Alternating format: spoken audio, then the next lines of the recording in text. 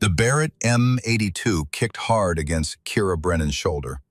Through the scope, 900 yards away, another hostile dropped. 36 rounds left. 40 targets still moving. She was going to run out of bullets before she ran out of enemies. "Phantom, this is actual." The radio crackled in her ear, cutting through the chaos of gunfire echoing across the Afghan valley. "Extraction inbound. ETA 8 minutes. Can you hold?" Kira's finger found the trigger again. Squeezed. Another target eliminated at 850 yards. The man had been running toward the building where her wounded teammates were pinned down, bleeding, dying. 35 rounds. "Phantom, confirm. Can you hold for 8 minutes?" She could see them all through her thermal scope. 43 heat signatures converging on her position from 3 directions. Taliban militants, paid well to be here tonight, paid to kill American SEALs, paid to make sure none of them made it home. 8 minutes might as well be 8 hours. But Master Chief Colton Rutherford was down there in that building. So was Doc Murphy. So was Lieutenant Holbrook. 3 good men who'd followed her into this hell because they trusted her judgment, trusted her skills, trusted that the intelligence was solid. The intelligence had been wrong, or worse, it had been a lie. Kira chambered another round. The bolt action was smooth, mechanical, reliable, like everything else in her life that actually mattered. Rifles didn't lie. Bullets didn't betray. Physics was honest. People, though. People lied all the time. "Phantom, I need confirmation. 8 minutes." She thought about Mac down there, thought about the way he'd looked at her during the briefing 3 days ago. His weathered face serious, eyes holding that quiet confidence he always had. The same look her grandfather must have worn in Desert Storm when he made 12 impossible shots in a single day and saved an entire platoon. Mac had told her once, 10% is the shot, Phantom. 90% is the decision you make before you ever touch the trigger. This was a decision. "Roger, actual." Her voice was steady, calm, betraying none of the hammering in her chest. "I'll hold." She pulled the trigger. Another target down at 920 yards. The man had been setting up a machine gun position. 34 rounds left. 8 minutes. 42 targets. The math wasn't good, but math had never stopped Kira Brennan before. The morning sun hadn't yet burned off the dew when Kira arrived at the shooting range. 0530 hours.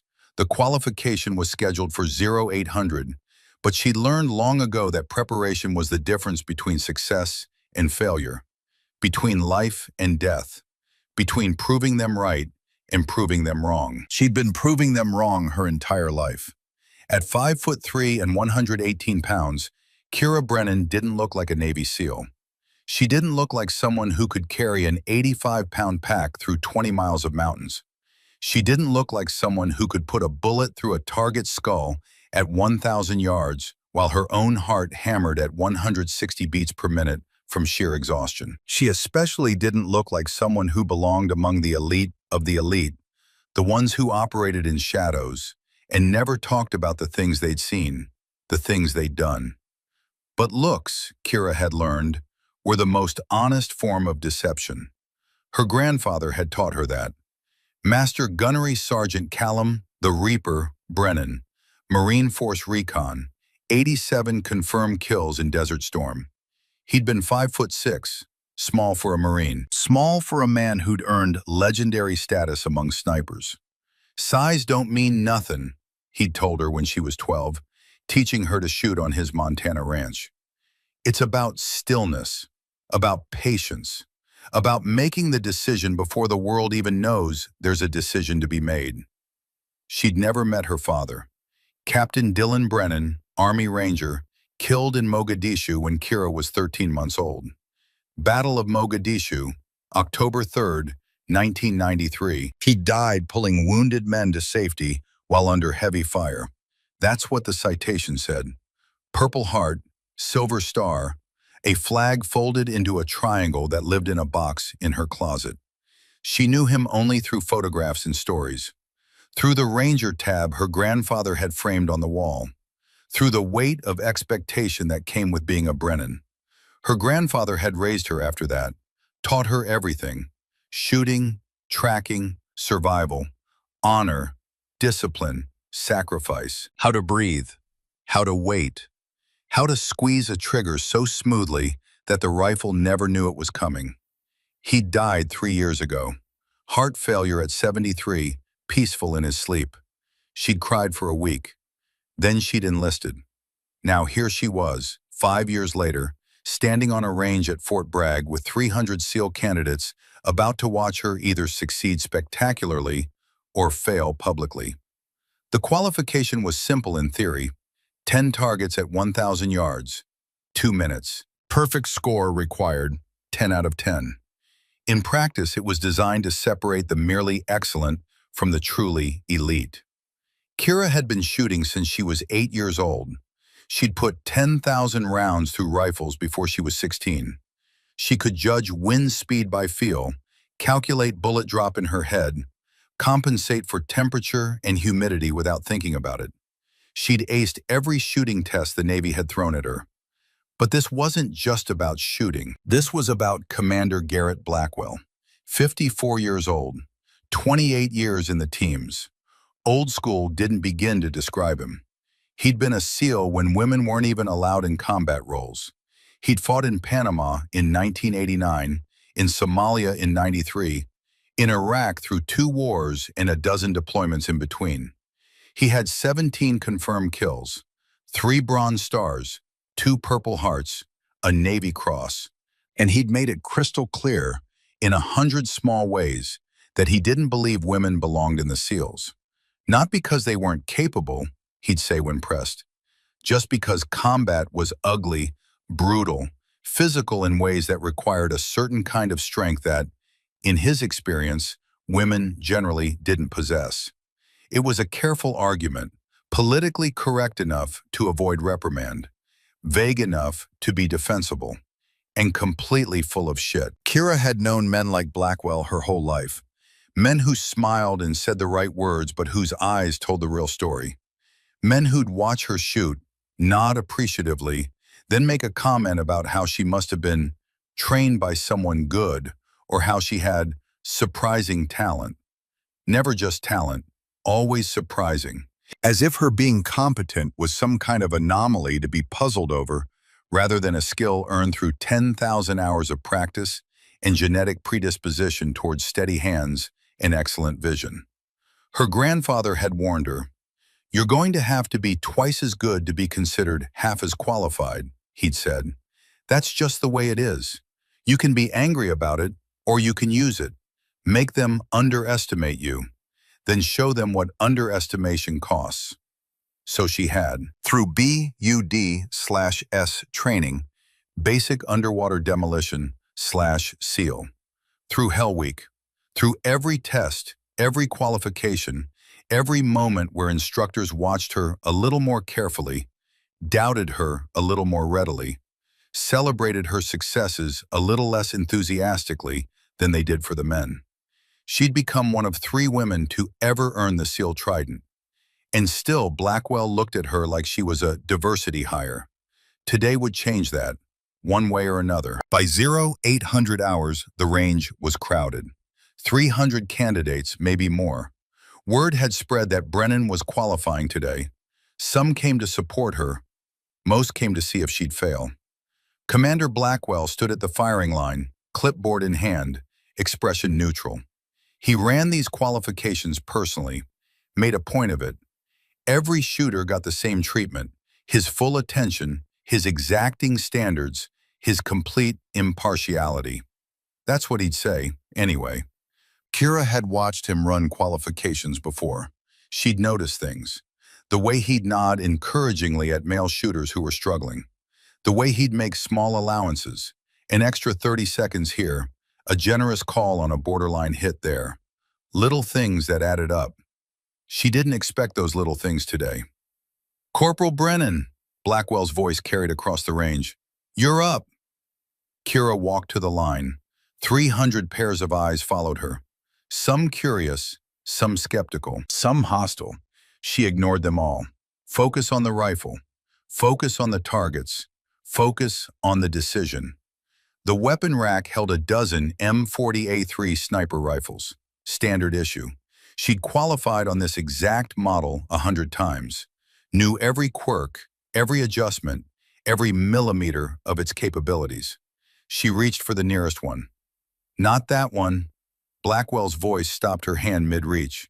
Use this one. He handed her a different rifle. Same model, but something in the way he held it, the way he passed it to her, made Kira's instincts scream.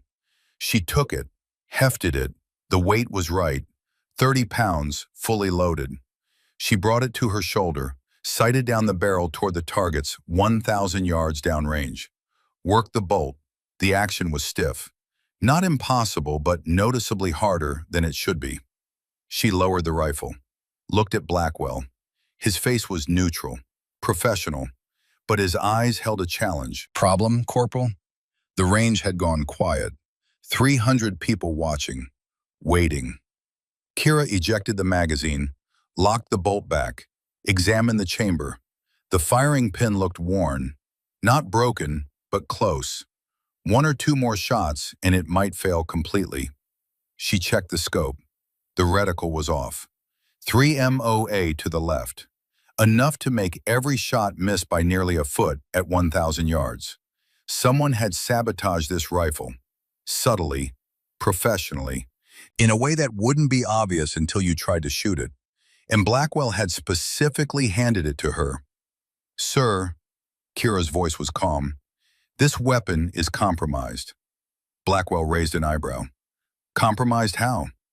Firing pin is failing. Scope is misaligned. Is that right? Not a question, a statement. Well, Corporal, here's the thing about combat. You don't always get pristine equipment. Sometimes your rifle gets dropped. Sometimes it gets sand in the mechanism. Sometimes you have to make do with what you've got. He stepped closer, lowered his voice so only she could hear. SEALs adapt. SEALs overcome. SEALs don't make excuses. Then louder for the crowd. Do it yourself, Corporal. That's what SEALs do. Fix it or fail. Your choice. The words hung in the air. Do it yourself.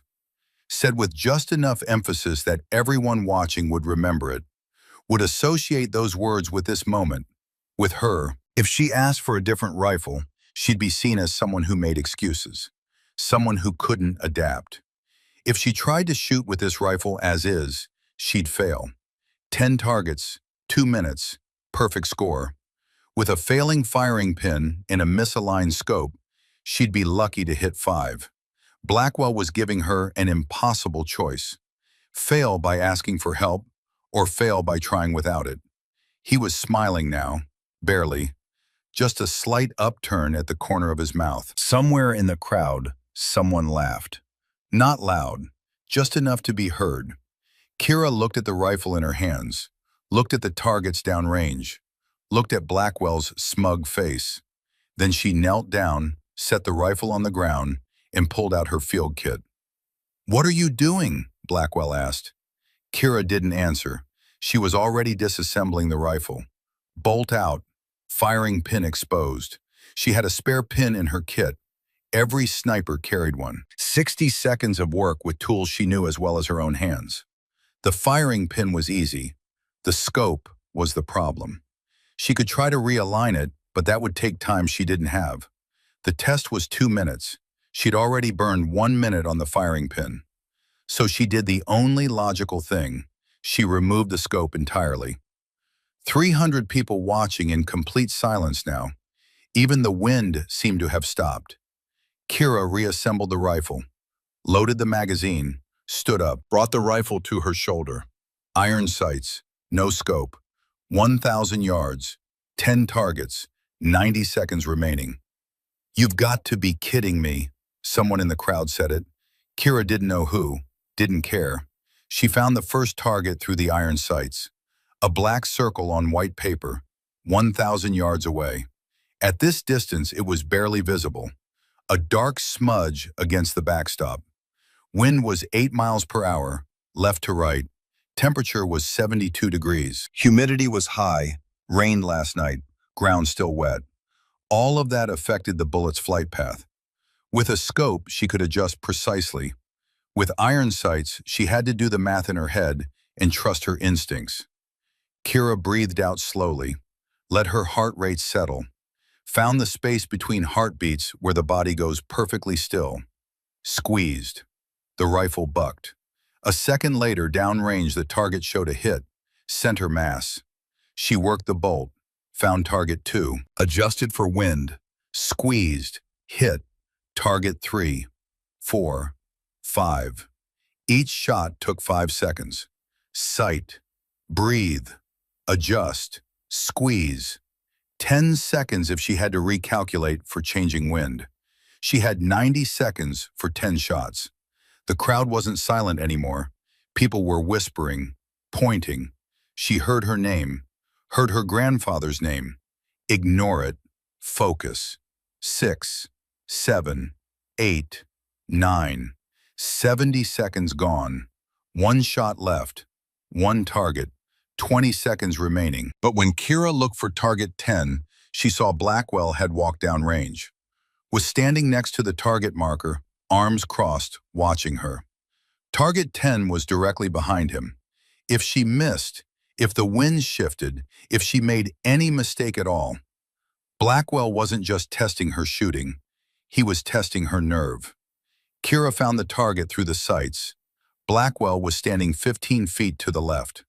Close enough that any miss could be dangerous. Close enough that any hesitation would be obvious. She could take the 9 out of 10. Explain that shooting past the range officer was unsafe. That would be the reasonable thing to do. But reasonable wasn't what today was about. She adjusted her stance, breathed out, found that space of perfect stillness, and squeezed. The bullet passed 6 feet to Blackwell's right, covered the 1,000 yards in under 2 seconds, and punched through the center of target 10.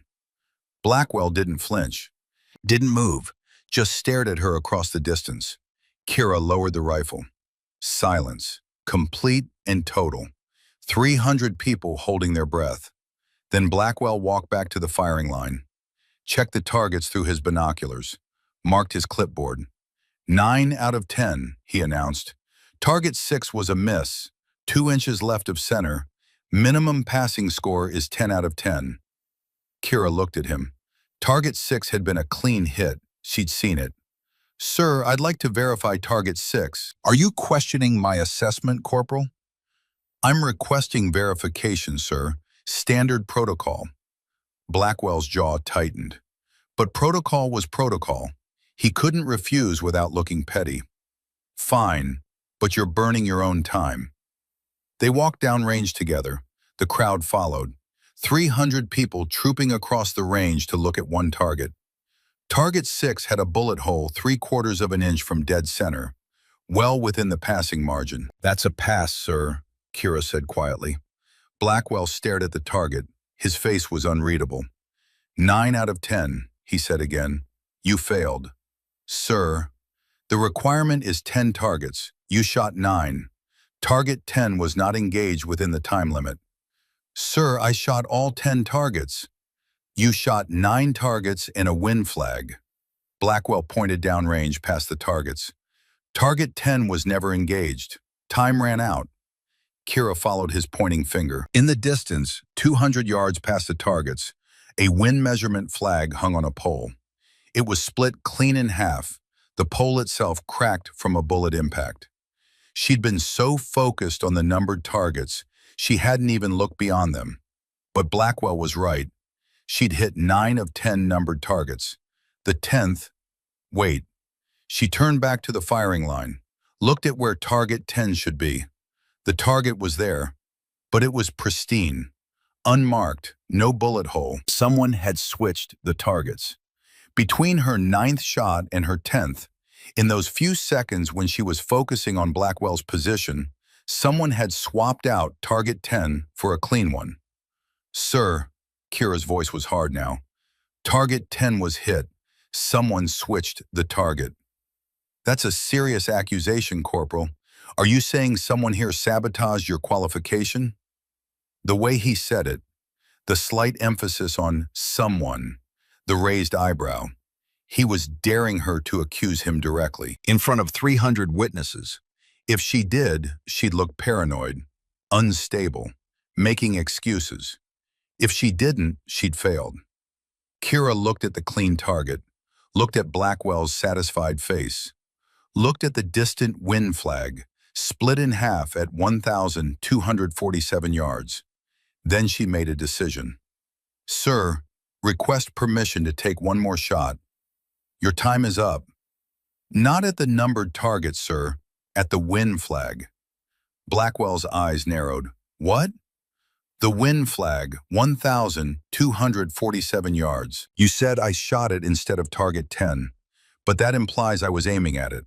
She paused. "I wasn't. That was a miss." The crowd murmured. Someone laughed nervously. "So you're admitting you missed?" Blackwell said. "No, sir. I'm saying if I can hit that flagpole on purpose, from 1,000 yards, with iron sights, then maybe you'll reconsider my qualification." "That's impossible." "Then I'll fail. But if I hit it, you pass me. Deal?" Blackwell studied her. She could see him calculating. The flag was 1,247 yards. With iron sights, that was nearly impossible. Maybe one shot in 100, even for an expert. If she missed, she looked like a fool. If by some miracle she hit it, well, she'd still only hit 9 numbered targets.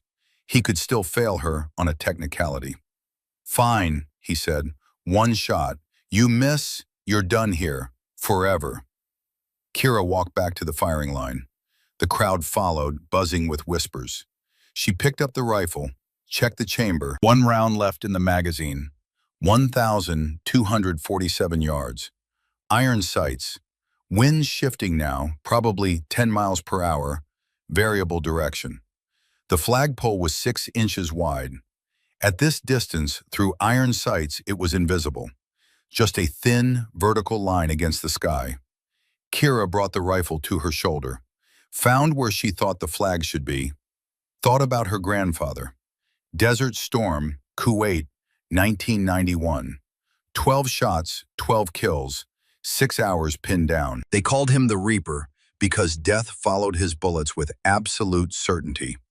Thought about her father. Mogadishu, 1993. Died pulling wounded men to safety. Never hesitated, never quit. Thought about Mac Rutherford, her team leader. 10% is the shot, 90% is the decision. This was the decision. She breathed out, found the stillness, made the calculation not with math, but with instinct, with 10,000 hours of practice compressed into a single moment of clarity, and pulled the trigger. The Barrett roared. The bullet left the barrel at 2,800 feet per second, began dropping immediately, began drifting in the wind. 2.5 seconds of flight time. 2.5 seconds where physics and ballistics and a dozen variables all had to align perfectly. Downrange, 1,247 yards away, the flagpole exploded. Not just hit, shattered.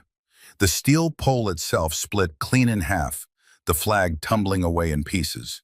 The crowd erupted, shouting, cheering, applause that rolled across the range like thunder. Kira lowered the rifle, looked at Blackwell.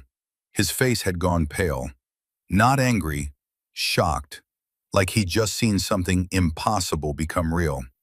"Lucky shot," he said quietly, but there was no conviction in it. Kira stepped closer, kept her voice low enough that only Blackwell could hear. "My grandfather made a shot like that in Kuwait, 1991. Saved Colonel Garrett Stone's life. Stone was pinned down, 3 hostiles about to overrun his position. Grandfather was 1,200 yards out, made 3 shots in 5 seconds. 3 kills. Stone lived." She paused, watched Blackwell's face. "Stone told me that story personally, said it was the most incredible shooting he'd ever witnessed, said he owed Callum Brennan his life." Blackwell's jaw clenched. "Stone also told me," Kira continued, "that the hardest thing about being a leader isn't knowing who's good. It's admitting when you're wrong." She handed him the rifle, started to walk away. Corporal Brennan. She stopped, turned back. Blackwell was looking at his clipboard, at the scores, at the crowd watching him. When he looked up, something in his face had changed. Not warmth, not acceptance, but something closer to respect. "Welcome to SEAL Team 3, he said, voice carrying across the range. "Don't make me regret this." The crowd cheered again. This time Kira heard her name, heard people shouting, "Congratulations." She just nodded at Blackwell and walked away. Behind her, someone was laughing. Someone else was replaying what they'd just seen. The impossible shot, the shattered pole. Let them talk. Let them wonder. Let them underestimate her. Because Kira Brennan had just learned something important about Commander Garrett Blackwell. He wasn't just old guard prejudice. Something darker lurked behind those eyes. Something that set off every alarm bell her grandfather had taught her to listen to. She'd have to remember that, file it away, because she had a feeling this wasn't over. That Blackwell's grudging acceptance today was just the opening move in a longer game. But for now, for this moment, she'd won. She'd proven she belonged, and that was enough. 4 days later, Syria. The briefing room at the forward operating base was cramped and hot. 6 people packed into a space designed for 4. Sweat stained everyone's uniforms. The air conditioning had been broken for 3 days. Kira sat in the back, M4A1 carbine leaning against her leg, notebook open on her lap. Around her, SEAL Team 3 listened as the intelligence officer ran through the mission details. "Target is a suspected weapons cache," the IO said, pointing at a map projected on the wall. "Border region, 15 clicks from Turkish line. Compound here," he tapped the screen. 3 buildings, minimal security. Recon suggests maybe 6 to 8 hostiles. Local militia, not trained military. "What kind of weapons?" That was Master Chief Colton Rutherford, MAC, team leader. 38 years old, 18 years in the teams. His voice was always calm, always measured. The kind of voice that made you feel like everything was under control, even when the world was exploding around you. Small arms mostly, AKs, RPGs, maybe some IEDs. Standard stuff for the region. Intel source? Signal intercept. NSA flagged communications 3 days ago. Chatter about a shipment arriving. High value. Mac nodded, didn't look convinced. Kira had learned to read his expressions over the past month. The slight tightness around his eyes meant he was skeptical, but didn't have enough information to push back yet. "Rules of engagement?" asked Lieutenant Bryce Holbrook. 29, communications specialist. Good kid. Still had that fresh confidence that came from not having been shot at enough times yet. "Observe and report. If you can secure the weapons, do it. If not, document and exfil. This is a recon mission, not an assault." "Who else knows about this?" Petty Officer Declan Murphy spoke up. Doc, 42, medic and intelligence specialist. He'd been in the teams longer than anyone except Mac. Had a doctorate in Middle Eastern studies from Georgetown. Spoke Arabic, Farsi, and Kurdish fluently. The guy was brilliant and had saved more lives than Kira could count. "Just us in higher command. Need to know only." Doc and Mac exchanged a look. Kira saw it. So did everyone else. "Something you want to share, Master Chief?" the IO asked. Mac leaned back in his chair. "How solid is this intel?" "Solid enough to send you in." "That's not an answer." The IO's face tightened. "The intel is good, Master Chief. NSA doesn't flag things unless they're confident. NSA isn't going to be on the ground with us. That's above my pay grade. You have your orders." The briefing wrapped up 10 minutes later. Mission launch was 0200 hours. 4 hours to prep. As they filed out, Mac pulled Kira aside. "What do you think?" he asked. "About the mission?" "About the intel." Kira considered. Mac didn't ask questions like that unless he already had an opinion and wanted to see if you agreed. "Feels thin," she said. "Signal intercept is circumstantial. No visual confirmation. No local human to back it up. Yeah, Mac nodded. Yeah, that's what I thought too. You think it's bad? I think something feels off. Can't put my finger on it. He glanced around, made sure they were alone. Keep your eyes open out there, Phantom. Trust your gut. Phantom, her call sign. Earned during training when she'd managed to slip past every sensor and guard during a nighttime infiltration exercise. One instructor had joked she was like a phantom, there one moment, gone the next, leaving only dead targets behind. The name stuck. Will do, Chief. Max squeezed her shoulder. Your grandfather would be proud of you, kid. You know that, right? Think so? Know so. I met him once. Kuwait, 91. I was just a new guy, fresh to the teams. We got pinned down by enemy fire. Callum was attached to us as a sniper. Made 3 shots in about 5 seconds. Saved my life. Kira had heard the story before, but she never got tired of hearing it. He ever talk about it? Mac asked. Not much. He didn't like talking about the kills. Good snipers never do, Mac smiled. Bad ones brag, good ones remember. There's a difference. 0200 hours came fast. The team loaded into a Black Hawk helicopter, lifted off into darkness. 40-minute flight to the drop zone, then a 3-click hike to the target compound. The desert at night was cold and empty. Stars overhead, terrain below reduced to shadows and thermal signatures.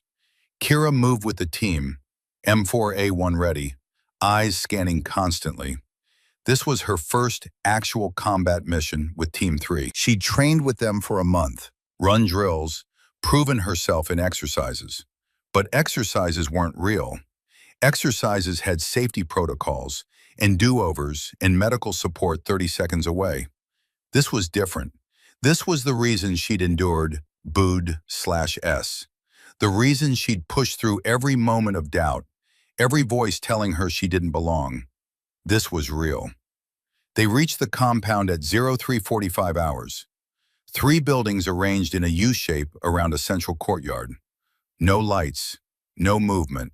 Thermal imaging showed 8 heat signatures inside the main building. Sleeping, probably. Max signaled the team into position. Kira moved to the east side, found a vantage point on a small rise 50 yards from the compound. From here, she could see all 3 buildings, cover the entire courtyard. Her job was overwatch. Watch and report. If things went bad, she'd provide covering fire while the team extracted. Simple. Clean. She'd done this 100 times in training. Doc and Holbrook moved in first. Quiet entry through a side door. Kira watched through her rifle scope. Watched them disappear into shadows. Max stayed outside coordinating. He was the anchor, the steady voice keeping everyone connected. Phantom, you got eyes on north side? Max's voice came through her earpiece. Affirmative, nothing moving. Doc, what's your status? Inside main building. We've got the cache. Stand by. 30 seconds of silence. Kira scanned the perimeter. Nothing. No movement. No vehicles approaching. No lights. Too quiet. Her grandfather's voice echoed in her memory. When something feels wrong, it probably is. Don't ignore that feeling. That's your brain processing 1,000 small details faster than your conscious mind can track. Something felt wrong. Doc? Max said. Talk to me. Chief, you need to see this. These aren't militia weapons. These are... Static cut him off. Then gunfire erupted. Not from inside the compound, from outside. From 3 directions simultaneously. Muzzle flashes lit up the darkness. Bullets tore through the walls of the main building. Ambush. Contact! Max's voice, sharp now. We're taking fire. Multiple hostiles. All sides. Kira was already moving. Sight picture. First target. 200 yards. Running toward Max's position. Squeezed. Target dropped. Second target. Third. Fourth. But there were too many. Dozens of them.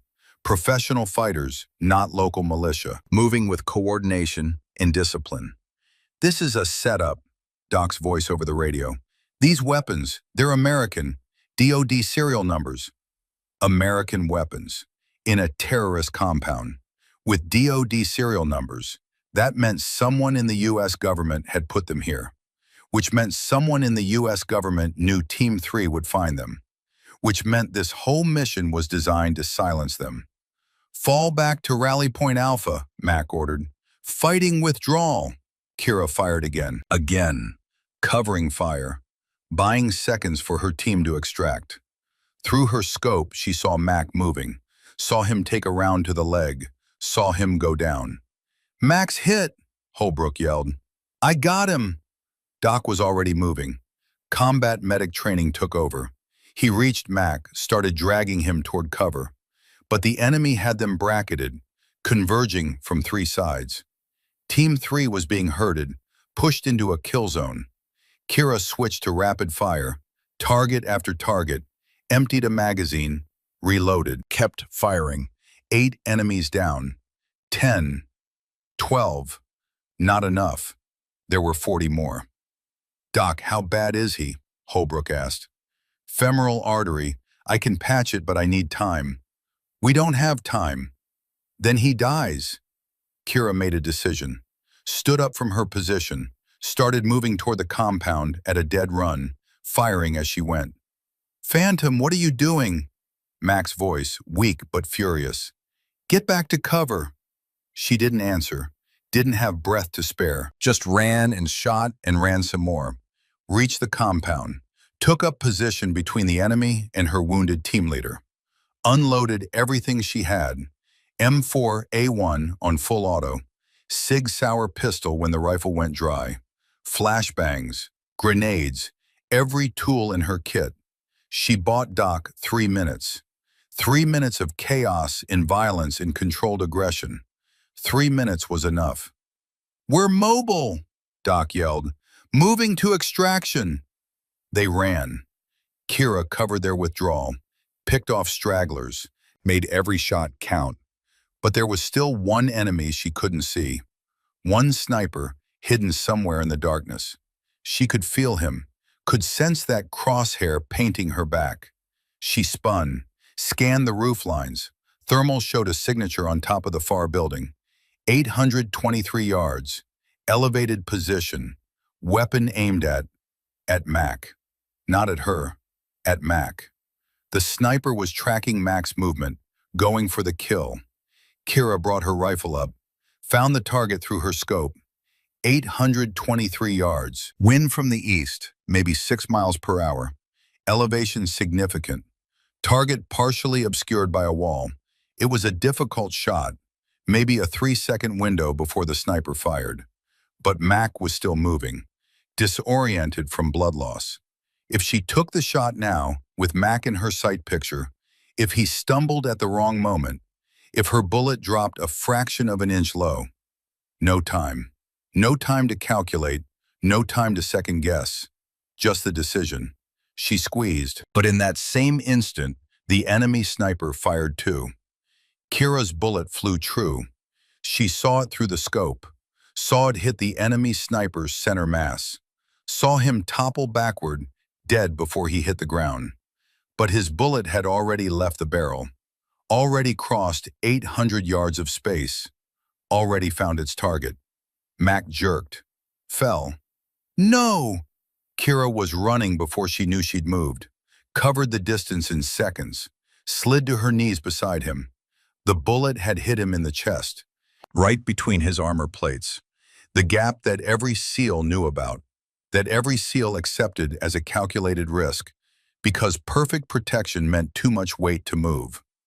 Doc was already there, already working, hands moving with practiced efficiency, but his face said everything. Mac, Kira grabbed his hand. Mac, stay with me. His eyes found hers, focused, cleared for just a moment. Phantom. His voice was wet, bubbling, blood in his lungs. You did good. Don't. Save your strength. Doc's going to patch you up and... Best I ever trained. His hand tightened on hers. Don't stop. I won't, I promise. Just hold on. But Mac's eyes were already losing focus. His hand went slack. No, no, no. Doc kept working, kept trying. Come on, Chief, stay with us. Stay. Mac's chest stopped moving. Kira felt something break inside her. Some fundamental piece of her worldview that had always assumed the good guys won, that skill and training and courage were enough. They weren't. Mac was dead, and it was her fault. If she'd shot faster, if she'd seen the enemy's sniper sooner, if she'd made a different decision. We have to move. Holbrook's voice cut through her spiral. Extraction bird is inbound. 2 minutes. Doc pulled Mac's dog tags, pressed them into Kira's hand. The tags were warm, still held his body heat. For the memorial wall, Doc said quietly, he'd want you to have them. They carried Mac to the extraction point, got him into the helicopter, lifted off into darkness. Kira sat holding his dog tags, holding his hand, watching his face. He looked peaceful. That was something. That was maybe enough. But it wasn't. 3 days later, FOB Ops Center. The after-action report took 6 hours. Every detail documented, every shot logged, every decision analyzed.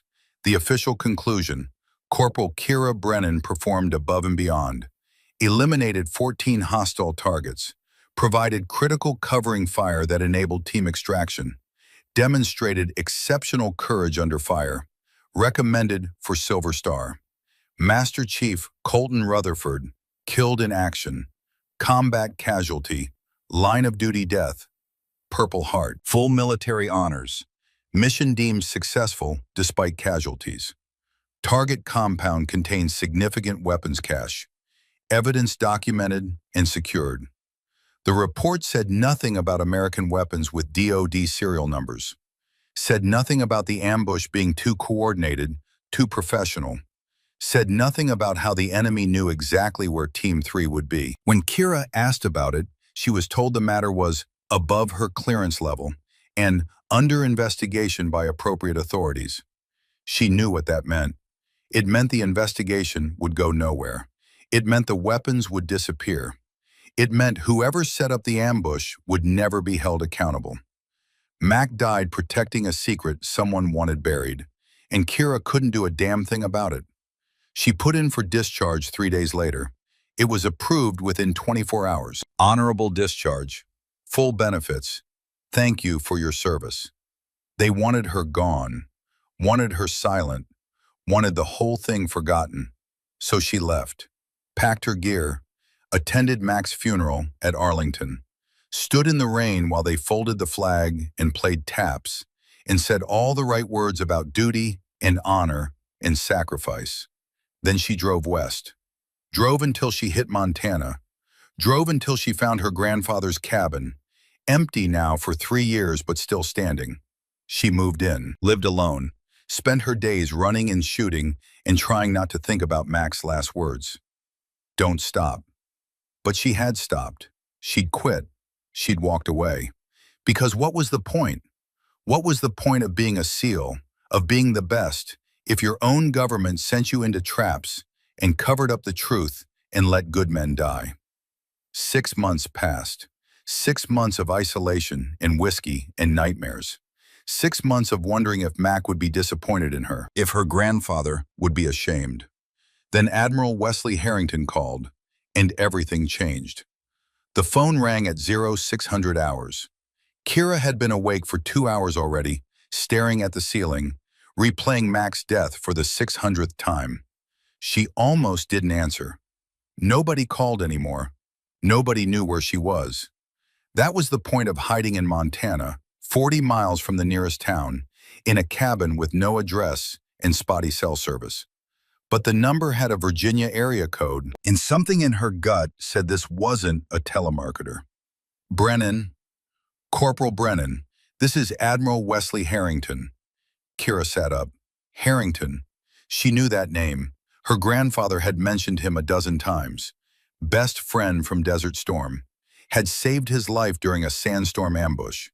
Callum had returned the favor 3 days later with a 1,200-yard shot that took out a sniper about to kill Harrington's entire squad. They'd stayed friends for 30 years after that. Harrington had spoken at her grandfather's funeral, had pulled Kira aside afterward, told her that Callum was the finest Marine he'd ever known, that if she ever needed anything, anything at all, to call him, she'd never called. "Admiral," Kira's voice was flat, "what can I do for you?" "I need you to listen carefully, Kira, and I need you to not hang up until I'm done talking." "I'm listening." "Mac Rutherford didn't die in combat. He was murdered." The words hit like a physical blow. Kira's hand tightened on the phone. "What are you talking about?" "The after-action report was sanitized, classified sections removed, but I have access to the ballistics analysis. The bullet that killed Mac was .338 Lapua Magnum, high-end sniper round, not standard issue for Syrian militia or local terrorists." Kira's mind raced. She remembered that night, remembered the precision of the enemy sniper, the professional setup of the ambush. Who was the shooter? "We don't know, but here's what we do know. In the past 18 months, 4 other members of SEAL Team 3 have died, all in combat, all ruled as casualties of war, all killed by .338 Lapua Magnum rounds. 5 deaths, same weapon, same team." "That's not coincidence," Kira said. "No, it's not. Someone is systematically eliminating Team 3, and we think we know why." Harrington paused. Kira heard papers shuffling on his end. "What did Doc say about those weapons? The ones in the compound?" "He said they were American. DOD serial numbers." He was right. Those weapons were part of a CIA program called Operation Timber Sycamore. Started in 2012, officially ended in 2017. The program armed Syrian rebels to fight Assad. Except some of those rebels became ISIS. Some became other terrorist groups. And when people started asking questions about American weapons showing up in terrorist hands, certain individuals in the government decided the easiest solution was to make the evidence disappear.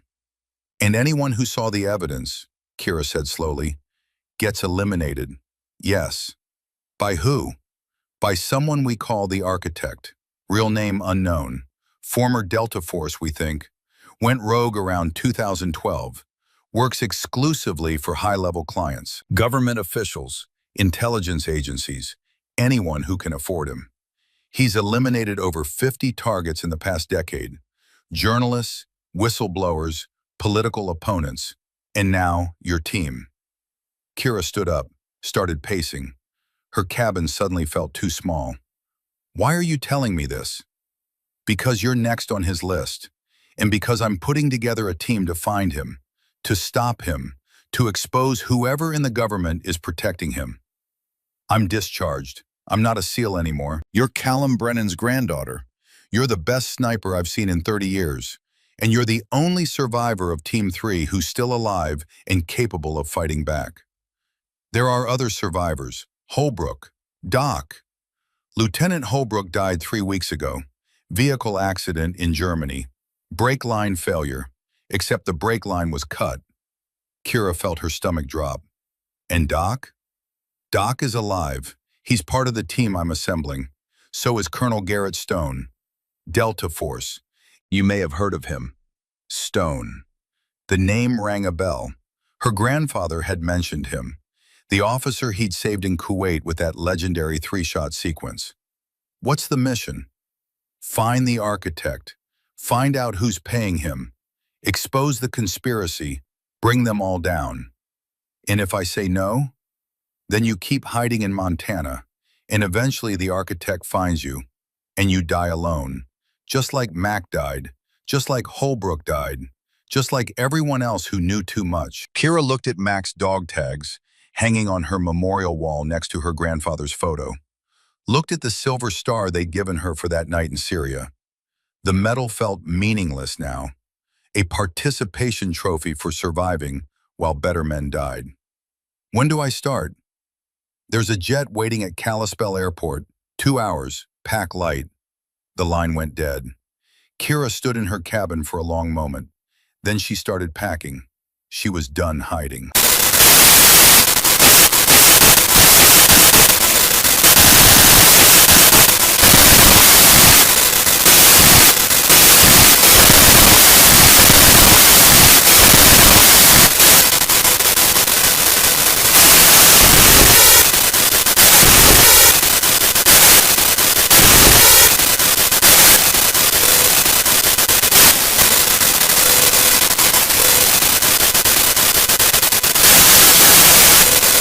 The others are waiting. He led her through security checkpoints and down corridors that all looked identical. Finally stopped at a conference room door. "Before we go in," Harrington said, "I need you to understand something. This operation doesn't exist. You're not officially reinstated. If things go wrong, the government will deny everything. You'll be on your own." "Understood." "And Kira?" He put a hand on her shoulder. "Your grandfather would be proud. He always believed in doing the right thing, even when it was hard. Especially when it was hard." He opened the door. Inside were two people. A man in his late 50s, weather-beaten face, gray hair cut military short, and a woman, mid-30s, sharp eyes behind glasses, fingers flying across a laptop. The man stood up, extended his hand.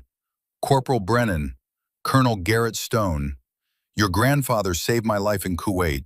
I've been waiting to meet you for a long time." His grip was firm, confident. The grip of someone who'd spent decades in combat and survived. "Colonel, I've heard stories." "All true, unfortunately," Stone smiled, "and probably worse than what you heard." The woman looked up from her laptop. "Dr. Nora Ashford, CIA, Tech and Intelligence Specialist.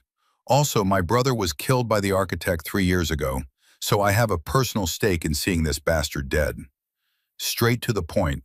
Kira appreciated that. "What's the plan?" Kira asked. Stone gestured to the table.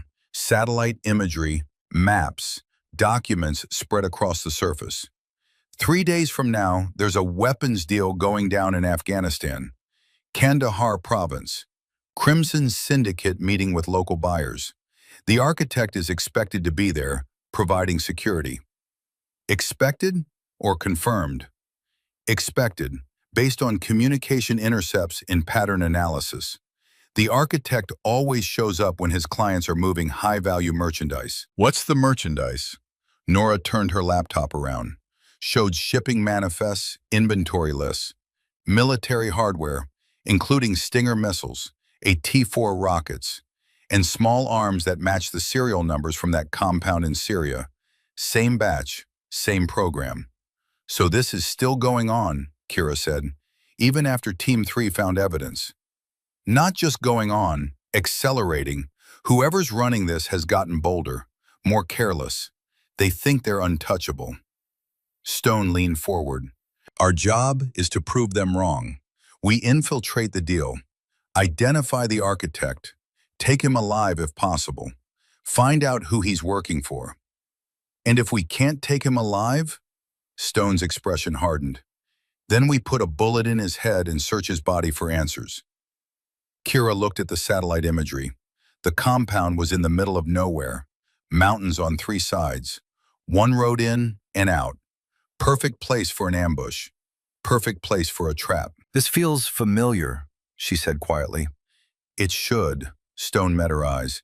"It's the same tactical setup as Syria, same geographic profile, same everything.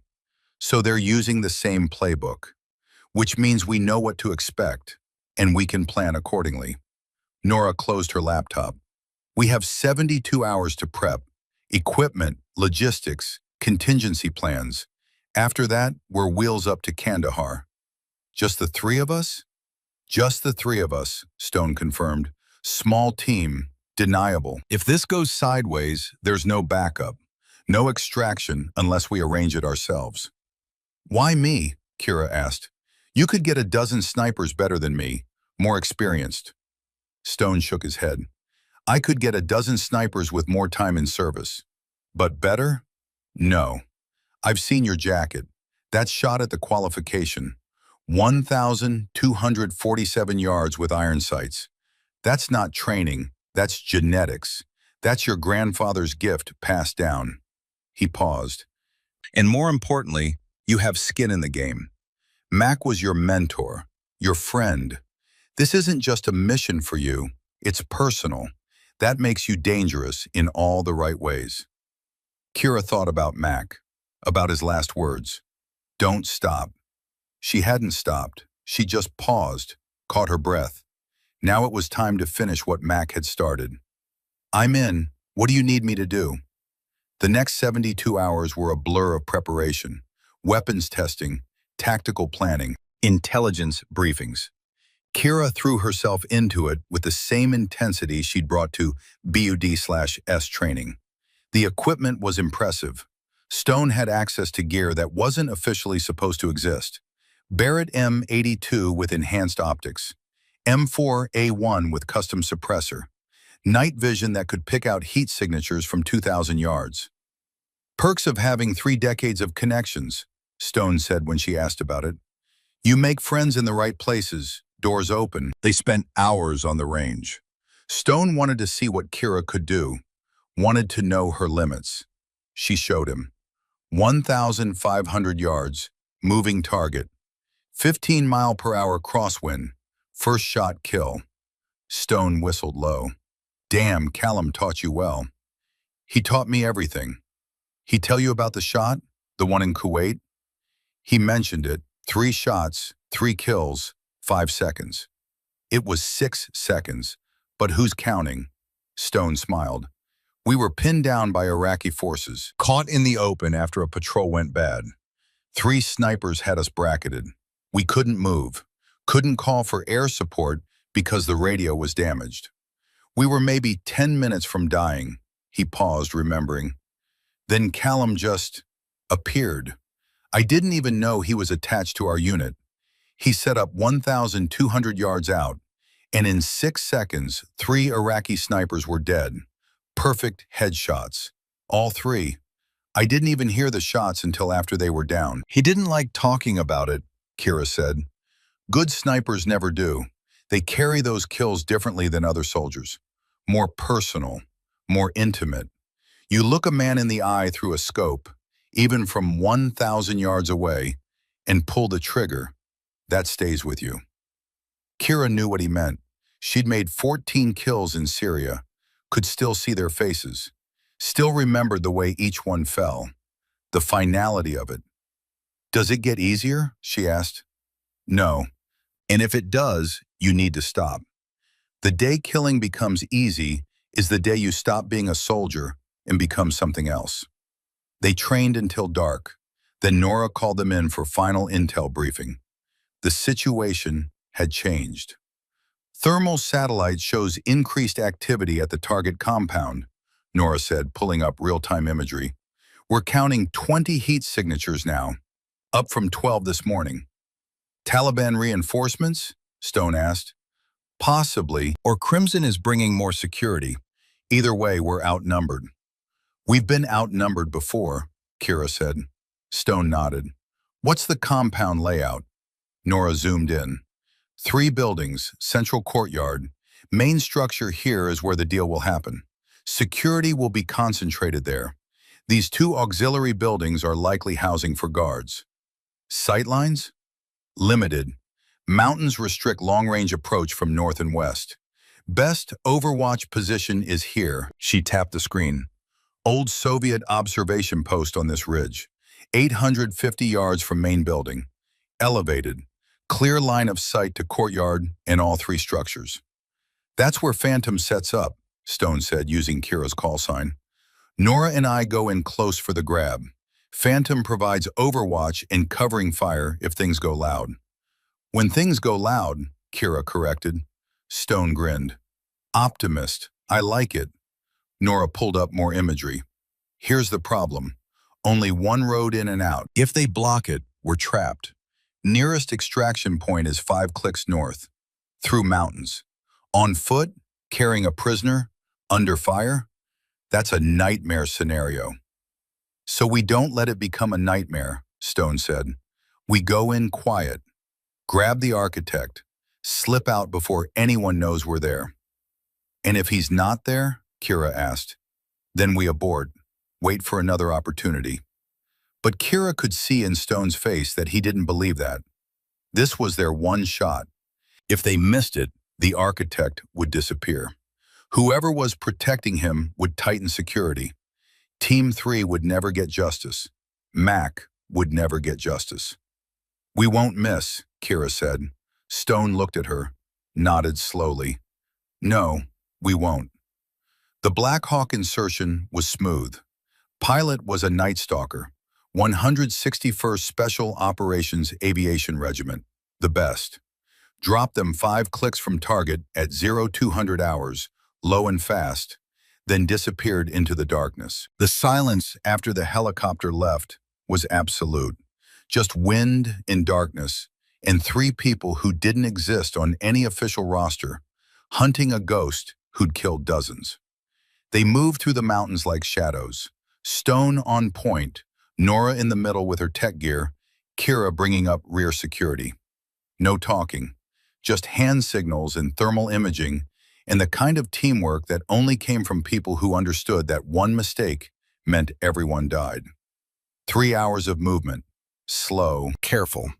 Every step calculated to avoid making noise, avoid leaving traces, avoid triggering any early warning systems. By 0530 hours, they were in position. Kira on the ridge, Barrett M82 set up with perfect sightline to the compound below. Stone and Nora 200 yards closer, hidden in a depression that gave them cover and concealment. Now came the hardest part, waiting. The deal was scheduled for 800 hours. That meant 2.5 hours of lying completely still, maintaining position, staying alert. Kira had done this 1,000 times in training, had done it twice in combat, but it never got easier. The mental discipline required to stay absolutely motionless for hours while your body screamed for movement, while your mind tried to wander, while boredom fought with alertness. She used the time to check her gear, confirmed 0 on her scope, calculated wind speed and direction, memorized every inch of the compound through her optics. 14 guards visible, rotating patrols, professional, disciplined, not militia. These were trained operators. At 0745 hours, vehicles arrived. 3 black SUVs, armored judging by how they sat on their suspension. Crimson Syndicate. Kira counted personnel as they exited. 12 men, all armed, all moving with military precision. Through her scope, she identified faces, ran them against the mental database she'd memorized from Nora's briefings.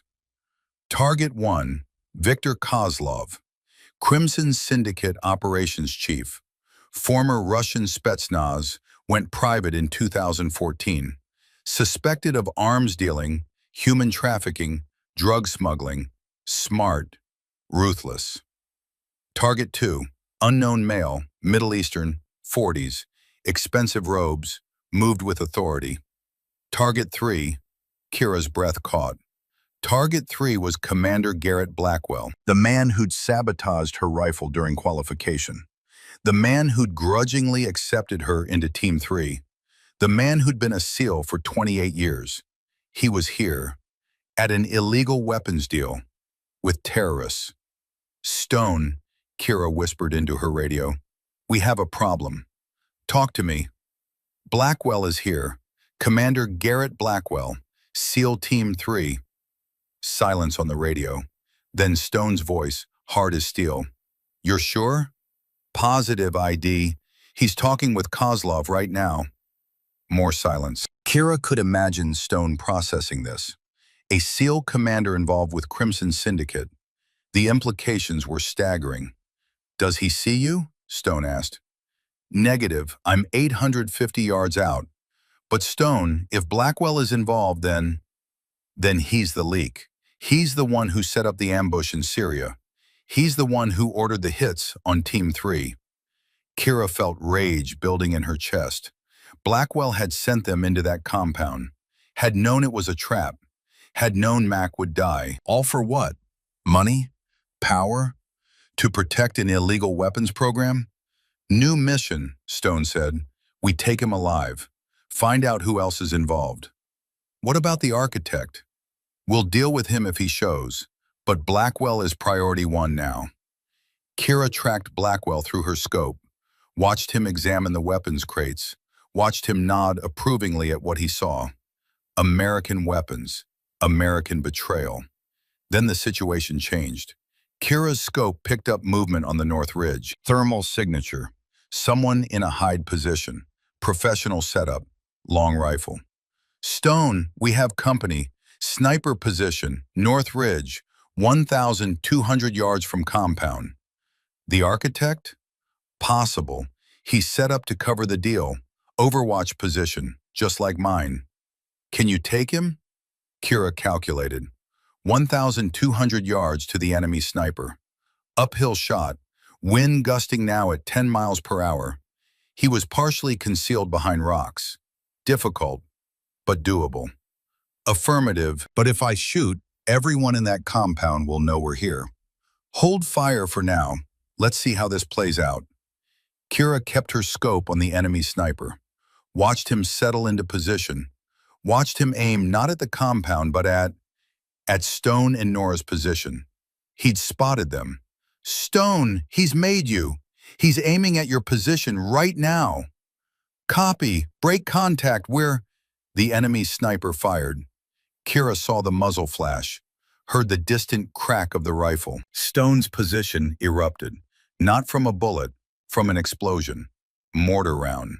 The sniper's shot had been a signal. Contact! We're taking fire! Stone's voice shouting now. Multiple hostiles! This is a trap! Of course it was a trap. Just like Syria, they'd been expected. Someone had tipped off Crimson Syndicate. Someone had told them an American team was coming. And Kira would bet everything she owned that someone was Commander Garrett Blackwell. The compound below exploded into activity. Guards grabbing weapons, vehicles starting engines, Blackwell diving for cover, and from 3 directions, dozens of Taliban fighters emerged from hidden positions. At least 40, maybe more. They'd been waiting. The entire deal had been bait. Kira made a decision. Made it in the space between heartbeats, the way her grandfather had taught her. The way Mac had reinforced. 10% is the shot. 90% is the decision. She acquired the enemy sniper. 1,200 yards. Gusting wind. Uphill. Partially concealed. Breathed out. Found the stillness. Squeezed. The Barrett roared. The enemy sniper's thermal signature disappeared. Direct hit. But now every hostile in a mile radius knew where she was. Phantom, what's your status? Stone yelled over the radio. In position. I've got eyes on the whole AO. How many hostiles on your position? Too many. We're pinned down. Can't extract. Kira scanned through her scope. Counted heat signatures. 43 hostiles converging on Stone and Nora's position. They'd be overrun in minutes, unless someone stopped them. She looked at her ammunition. 37 rounds, 43 targets. The math wasn't good, but math had never stopped her before. Stone, I need you to get to that building at grid reference Echo 7, the one with the intact roof.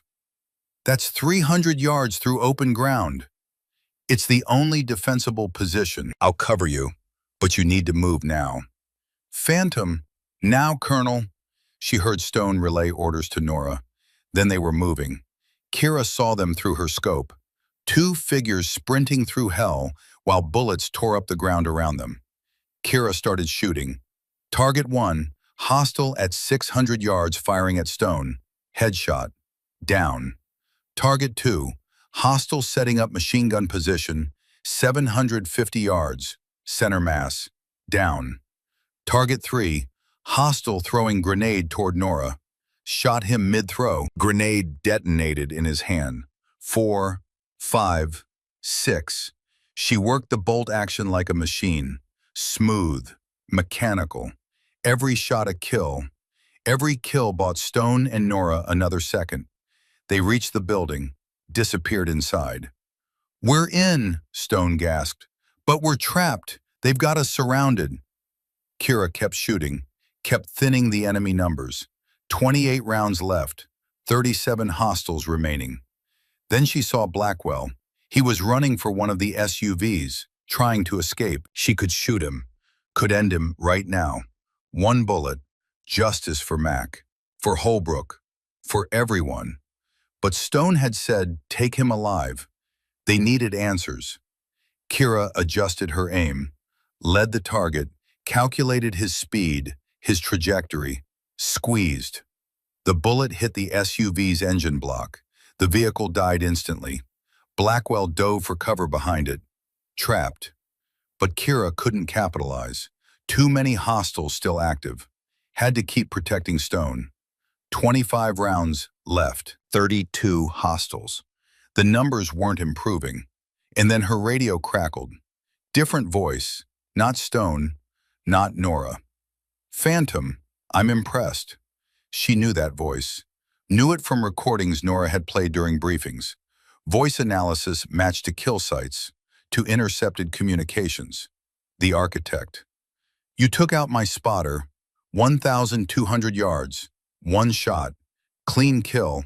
That's professional work." Kira scanned for the source of the transmission. He was using her frequency. Had to be close. "But now you're alone. Your team is pinned. Extraction is impossible. You have maybe 25 rounds left, and I have 40 fighters closing on your position." How did he know her ammunition count? Was he watching her? She adjusted position, moved 10 feet to the right, stayed low. "Your grandfather was good," the architect continued. "I trained under him. Force Recon Advanced Course, 2004. He taught me everything about long-range shooting." Kira's blood ran cold. "That's right, Phantom. Callum Brennan was my instructor, my mentor, the best I ever learned from." "Then you dishonor him," Kira said into her radio. "No, I honor him by being the best at what he taught me, by surviving when lesser men die. He taught you to protect. You became a murderer. I became what the situation required, just like you did in Syria. You killed 14 men that night, 14 fathers, sons, brothers. How is that different from what I do? They were trying to kill my team, and the people I kill are trying to destroy my clients. Same thing, different perspective." Kira found him. Thermal signature on the East Ridge, 900 yards, perfect hide position. He'd been there the whole time, watching, waiting. "I'm giving you a chance," the architect said. "Walk away, leave your team, disappear. I'll let you live. You're too good to waste." "Not happening. Then you die here, today, along with Stone and that CIA analyst. And it'll be for nothing, because Blackwell will escape. The conspiracy will continue, and Mac Rutherford will remain just another name on a wall." Kira's finger tightened on the trigger. She had a shot, 900 yards, clear sightline. But if she took it, she'd expose her position. The 40 hostiles would know exactly where she was, would converge on her location. She'd die taking that shot. "What's it going to be, Phantom? Live or die?" She thought about Mac, thought about his last words. "Don't stop."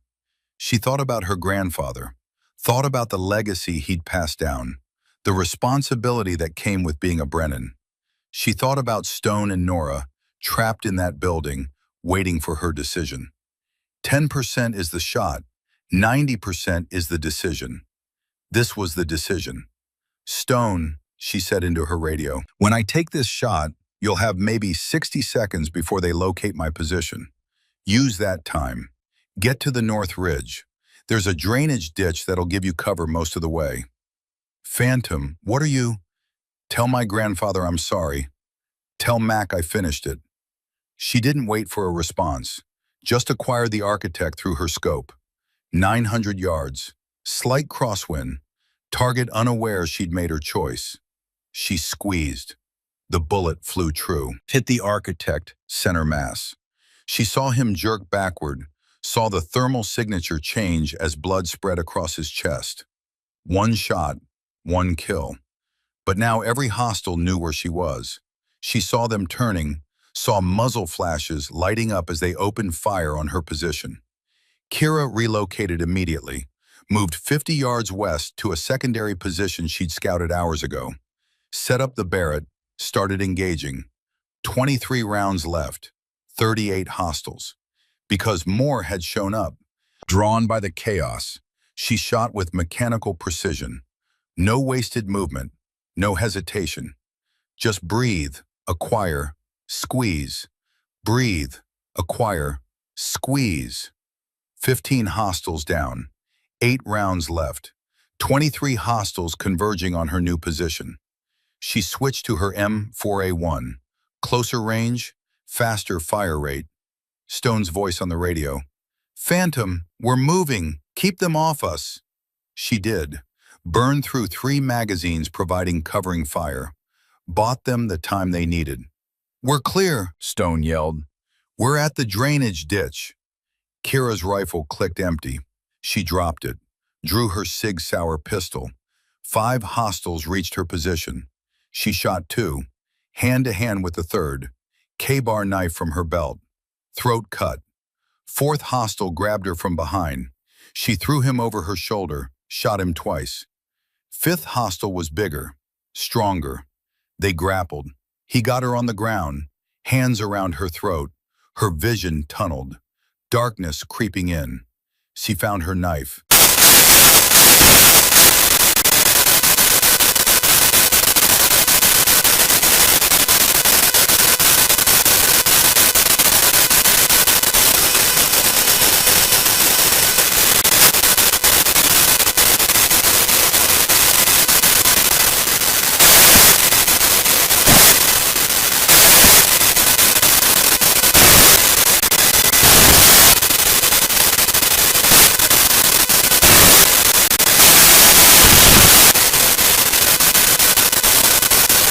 Steadied her hands through pure willpower. Found the stillness one last time. Squeezed. The round hit the vehicle's tire. Blackwell stumbled. Fell. 2 rounds left. Hostiles were 50 yards away now, running toward her. 20 of them. She couldn't stop them all, but she'd done what she came to do. Stopped the architect. Trapped Blackwell. Gave Stone and Nora time to escape. Mac could rest now. She aimed at the lead hostile, was about to fire when a sound made her look up. Helicopters, 2 of them, coming in fast and low. "Phantom, this is Harrington," the Admiral's voice over the radio. "Extraction inbound. Mark your position." Kira pulled a smoke grenade, popped it. Green smoke poured out. The helicopters descended. Door gunners opened up with M240 machine guns. The hostiles broke and ran. One helicopter touched down 30 yards from Kira's position. A crew chief jumped out, ran to her, helped her up. "Let's go." She grabbed her Barrett, stumbled toward the helicopter, was hauled inside. Through the open door, she saw the second helicopter extracting Stone and Nora. They'd made it. Against impossible odds, they'd actually made it. The helicopter banked hard, gained altitude. The compound shrank below them. Kira collapsed against the bulkhead. Every part of her body hurt. She was bleeding from a dozen places she couldn't identify. But she was alive, and the architect was dead. The crew chief was talking to her, checking her wounds. But his voice sounded distant, muffled. She thought about Mac, wondered if he was proud, if he understood why she'd had to risk everything. "Don't stop," he'd said. She hadn't. The last thing she saw before passing out was the sunrise. Beautiful, golden, promising a new day. Then darkness took her. Kira woke up in a hospital bed. White walls, antiseptic smell, the steady beep of monitors tracking her vitals. Her first thought was that she'd been captured, that the whole extraction had been a hallucination brought on by blood loss and trauma, that she was in an enemy facility waiting for interrogation. Then she saw Stone sitting in a chair by the window. His leg was in a cast. His face was bandaged. but he was alive. "Welcome back," he said. Kira tried to sit up. Pain shot through her shoulder and ribs. She gasped. "Easy. You've got 3 cracked ribs, a dislocated shoulder we had to reset twice, multiple lacerations, and a concussion. Doctor says you're lucky to be alive." "How long was I out?" 36 hours. We're at Walter Reed, secure wing. Official story is you were in a training accident." Kira processed that. Training accident. The government's favorite cover story for classified operations gone wrong. "The architect? Dead. You put a .50 caliber round through his chest. We recovered the body. Fingerprints confirmed his identity. His real name was Graham Blackwell." Kira's mind stuttered on that name. Blackwell, as in Commander Garrett Blackwell's younger brother, former Delta Force, went rogue in 2012, been working as an assassin for a decade. Brothers, the commander and the killer, working together. "Where's Garrett Blackwell now?" Stone's expression darkened. "That's complicated. We didn't get him. He escaped during the extraction. But Nora managed to plant a tracker on his vehicle before things went sideways. We've been following him for the past day and a half." "Following him where?" "To a private estate in Maryland, Chesapeake Bay. The property is owned by Secretary of Defense Timothy Blackwell." The name hit like a physical blow. Secretary of Defense, the highest military official in the government outside the president himself. "Timothy Blackwell," Kira said slowly. "Let me guess, another brother." "Oldest of 3. Timothy's been sec-def for 9 years. Garrett's been in the SEALs for 28. Graham's been killing for 12. All working together. A family business." Kira's head spun. The conspiracy went higher than she'd imagined. Higher than anyone had imagined. "Operation Timber Sycamore wasn't just some rogue CIA program," Stone continued. "It was Timothy Blackwell's creation. He's been selling American weapons to terrorists for over a decade, making hundreds of millions. His brother Garrett identified targets who got too close. His brother Graham eliminated them." "Mac knew," Kira said. "That's why they killed him." "Mac knew more than we thought. The night before Syria, he'd contacted a journalist at the Washington Post, said he had evidence of government corruption, documentary proof." Stone pulled out a tablet, showed Kira encrypted files. "We found these on Mac's personal laptop, heavily encrypted.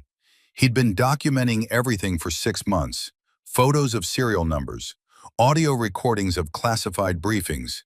He knew about Operation Timber Sycamore. He knew weapons were still flowing even after the program ended. And Timothy found out," Kira said slowly. "Garrett found out. He'd been monitoring Mac's communications, reported back to Timothy.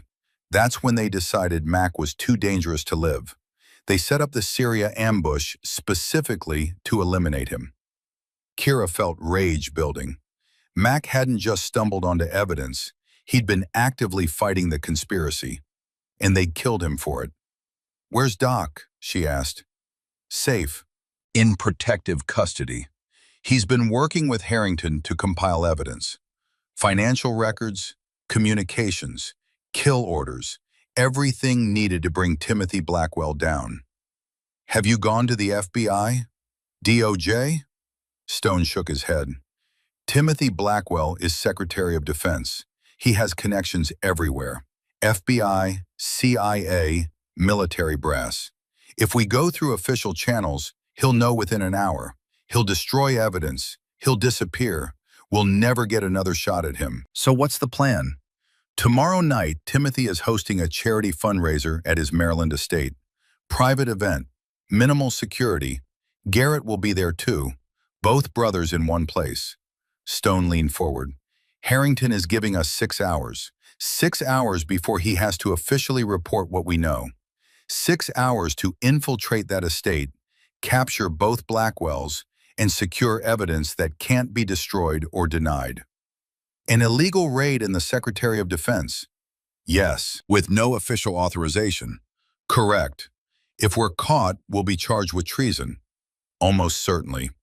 Kira thought about Mac, thought about her grandfather, thought about everyone who died because Timothy Blackwell valued money over lives. When do we leave? Stone smiled. Thought you might say that. We've got 18 hours to plan. Doctor says you need at least a week of recovery before you can function. We don't have a week.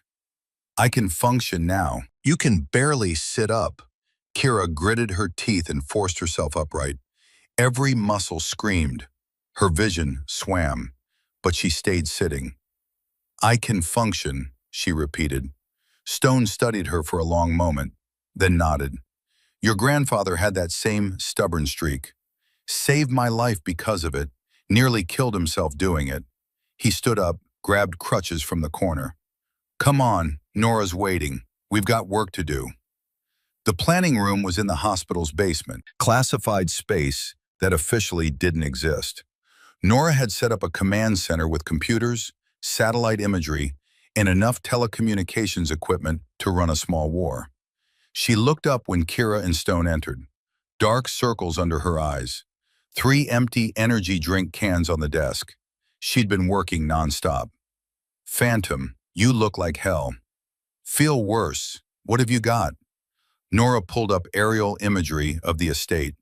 300 acres. Main house is here, 8 bedrooms, 10 bathrooms, all the markers of excessive wealth. Private security is 12 contractors.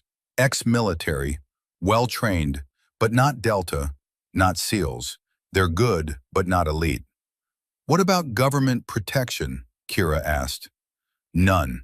Timothy specifically requested no Secret Service presence, said it was a private event and he didn't want the scrutiny, which tells us he doesn't want any official witnesses to who's attending. Stone pointed to the screen. Guest list? 50 confirmed. Mix of donors, lobbyists, defense contractors. All people with something to hide. All people who benefit from Timothy's weapons deals. Where's Garrett? Already on site. He arrived 6 hours ago. He's listed as head of security for the event. Kira studied the layout.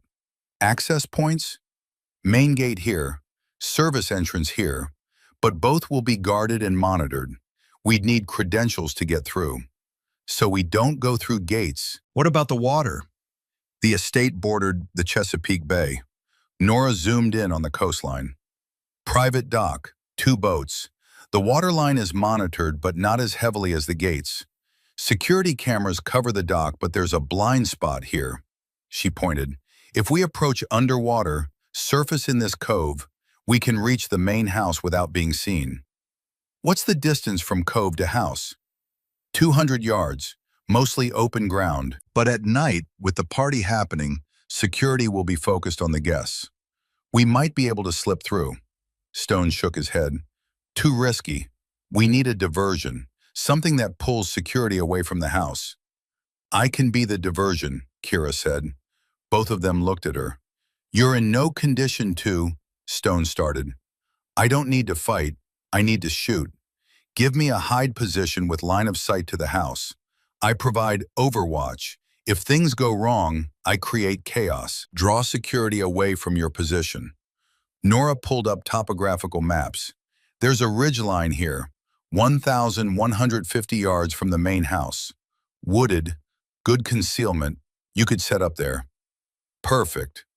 Phantom, you can barely walk, Stone said. I don't need to walk. I need to shoot. And I can do that better than anyone you've got. Stone and Nora exchanged looks. Some silent communication passed between them. Fine, Stone said finally. But you're on overwatch only. No heroics. You see trouble. You report. You don't engage unless I give the order.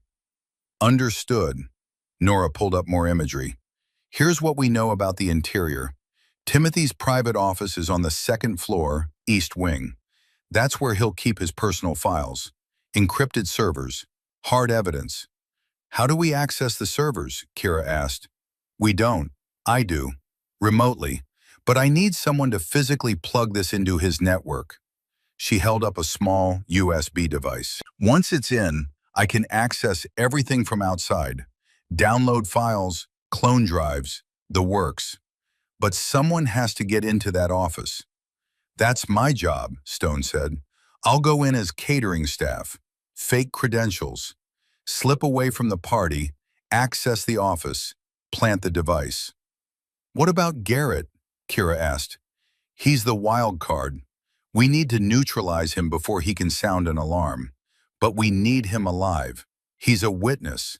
Without his testimony, we can't prove Timothy ordered the hits. Kira thought about Garrett Blackwell, the man who'd sabotaged her rifle, the man who'd sent her team into an ambush, the man who'd watched Mac die and done nothing to stop it. She wanted him dead, wanted to put a bullet through his skull and watch the life drain from his eyes. But Stone was right. They needed him alive. I can take him, Kira said. Non-lethal shot. Incapacitate him. Then you extract him while I cover. A non-lethal shot from 1,150 yards? Nora said skeptically. That's nearly impossible. Nearly, but not completely. Stone considered. If you miss, if you kill him instead of wounding him, I won't miss. The confidence in her voice left no room for argument. Stone nodded slowly. Okay, here's how this works. Nora stays mobile in a van outside the estate, coordinates communications, monitors security feeds. Kira sets up on the ridgeline at 1900 hours. I infiltrate at 2000 hours. By 2100 hours, I'm in Timothy's office. Plant the device. Nora downloads everything. While that's happening, Phantom takes down Garrett. Non-lethal. We grab him, extract through the water, and we're gone before anyone realizes what happened. And if something goes wrong, Nora asked, then Phantom provides covering fire while we fight our way out. Either way, we don't leave without Garrett, and we don't leave without evidence. Kira looked at the satellite imagery, studied the distances, the angles, the variables. This was going to be the hardest shot of her life. Not because of distance, she'd made longer shots, but because she had to wound, not kill. Had to put a bullet through Garrett Blackwell's shoulder or leg. Had to drop him without killing him. Margin for error was millimeters. 1 inch too high, she'd hit his chest. Fatal. 1 inch too low, she'd miss entirely. He'd sound the alarm. Mission over. It had to be perfect. I can make the shot, she said. Stone put a hand on her shoulder. The gesture was fatherly, comforting. I know you can. Your grandfather would be proud. Mac would be proud. Hell, I'm proud. He paused. But Kira, understand something. After tomorrow night, we're all fugitives. The government will come after us. We'll spend the rest of our lives looking over our shoulders. Are you ready for that? Kira thought about Mac's last words. Don't stop. She thought about her father, dying in Mogadishu to save his brothers. She thought about her grandfather, making impossible shots because it was the right thing to do. Legacy wasn't about comfort. It was about doing what needed to be done, regardless of the cost. I'm ready. The next evening came too fast. Kira barely slept, spent the day checking equipment, running calculations, visualizing the shot over and over. By 1800 hours, she was in position on the ridgeline. Full ghillie suit, Barrett M82 setup with night vision scope. Rangefinder confirmed 1,147 yards to the main house. Close enough to her estimate. Wind was calm. Temperature was dropping. Humidity high. All factors that would affect bullet trajectory. She made her calculations, adjusted her scope, zeroed in on the house. Through the scope, she could see guests arriving. Expensive cars, designer clothes, people who'd never spent a day in combat, who'd never watched friends die, who'd never had to make impossible choices. They were laughing, drinking champagne, enjoying their wealth while soldiers died to protect it. Phantom, this is Stone. I'm at the service entrance, moving to infiltrate now. Copy. I have eyes on the main house. Count 12 security contractors on patrol. Garrett Blackwell is on the second floor balcony, east side. Confirmed visual on Garrett. He's holding what looks like a radio, probably coordinating security. Wait for my signal before you engage. Copy. Kira watched Stone through her scope. He was dressed in catering whites, carrying a tray of drinks. Looked like he belonged. Walked with confidence. Nobody gave him a second glance. He disappeared into the house. Now came the waiting. Stone needed 15 minutes to reach the office. Another 5 to plant the device. Then Nora needed time to download files. 20 minutes minimum, probably 30.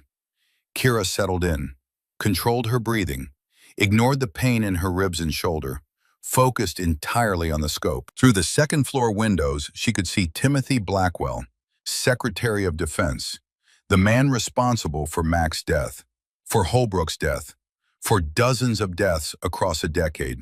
He was laughing, talking to donors, playing the role of gracious host.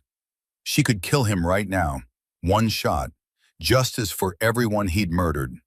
But that wasn't the mission. The mission was evidence, exposure, making sure the world knew what he'd done. Dead men couldn't testify. Dead men couldn't implicate others. Phantom, I'm in the office. Stone's voice was barely a whisper. Planning device, now. Copy, no movement from security, you're clear. Nora, are you getting signal? Affirmative, Nora's voice came through. I'm in his system. Holy shit, there's so much here. Financial records, kill orders going back 12 years, communication with Crimson Syndicate. This is everything. How long to download? 10 minutes, maybe 15. There's terabytes of data. We don't have 15 minutes. Security Patrol is going to do a sweep in 12 minutes. I need to be out of here before then. I'm going as fast as I can. Kira scanned the grounds. Security was getting antsy. One contractor was talking into his radio, looking around suspiciously. Stone, something's wrong. Security is going active. I think they know. Damn it, Nora, abort the download. Take what you have. I need 5 more minutes. We don't have 5 minutes. The contractor who'd been talking on the radio suddenly pointed toward the house. 3 more contractors started moving toward the main entrance. They knew. Somehow, they knew. Stone, you've got 4 contractors heading to your position. Estimate 30 seconds to your location. Copy. Nora, status? 3 minutes. Just give me 3 more minutes, Stone swore. Phantom, I'm going to have to fight my way out. Be ready to provide covering fire. Wait, Kira's mind raced. I can buy you time, but you're not going to like it. What are you thinking? I'm going loud. Create chaos. Pull security away from your position. Negative, that'll blow your cover. You'll be exposed. We don't have a choice. Nora needs 3 minutes. Security will reach you in 30 seconds. This is the only play. Silence on the radio. Then Stone's voice resigned. Do it. Kira shifted her aim, found the lead contractor, the one coordinating the sweep. She wasn't aiming to kill. She was aiming to create panic. She fired. The bullet hit the ground 3 feet in front of the contractor. Dirt exploded upward. The man dove for cover, started screaming into his radio. Chaos erupted. Guests screaming, security drawing weapons, everyone looking for the shooter. Kira fired again, hit the front tire of a security vehicle. The tire exploded. Third shot shattered a champagne fountain, glass everywhere. Nobody was looking at the second-floor office anymore. Everyone was focused on the attack happening in the courtyard. Nora, you've got your 3 minutes. Make them count. I'm downloading. Keep them distracted. Kira fired methodically, not hitting people, just creating destruction, keeping security focused on the wrong threat. But they were starting to triangulate her position, rifles turning toward the ridgeline, flashlights sweeping the tree line. Nora! 90 seconds. Gunfire erupted from the estate. They were shooting back. Bullets snapped through branches above Kira's head. Too close. She relocated, moved 50 yards west, set up again, fired 3 more shots. Done, Nora yelled. I've got everything. Stone, get out of there. Copy. X-filing now. Through her scope, Kira saw Stone burst from a side door. He was running toward the water, toward extraction. But Garrett Blackwell had spotted him. was drawing a weapon, aiming at Stone's back. This was the shot, the one she'd been preparing for. Kira acquired Garrett through her scope. 1,147 yards. He was moving, tracking Stone, about to fire. She needed to hit his right shoulder, disable his shooting arm. Non-lethal, but incapacitating. The margin for error was less than 2 inches. She breathed out, found the stillness, made the decision, squeezed. The bullet flew, 1,147 yards in 2.3 seconds, hit Garrett Blackwell in the right shoulder. He spun, dropped his weapon, collapsed. Non-lethal. Perfect. Target down, Kira reported. Garrett is wounded, alive. You've got maybe 90 seconds before backup arrives. I see him, moving to grab. Stone reached Garrett, zip-tied his hands, started dragging him toward the water. But more security was coming. 6 contractors, heavily armed. Stone, you've got company. 6 hostiles, 75 yards from your position. I can't move faster. Garrett weighs 200 pounds. Kira made another decision. This one easier. She started shooting. Not to create chaos this time, to kill. First contractor down, headshot, 980 yards. Second contractor, third, fourth. By the time the remaining 2 realized what was happening, Stone had reached the water, had Garrett in a boat, was pulling away from the dock. I'm clear. Phantom, extract, now! Kira grabbed her Barrett, started running. Security had pinpointed her position. Were closing in, 20 of them, maybe more. She'd never make it to extraction, unless she got creative. She ran downhill, toward the estate, toward the threat, the opposite direction they'd expect.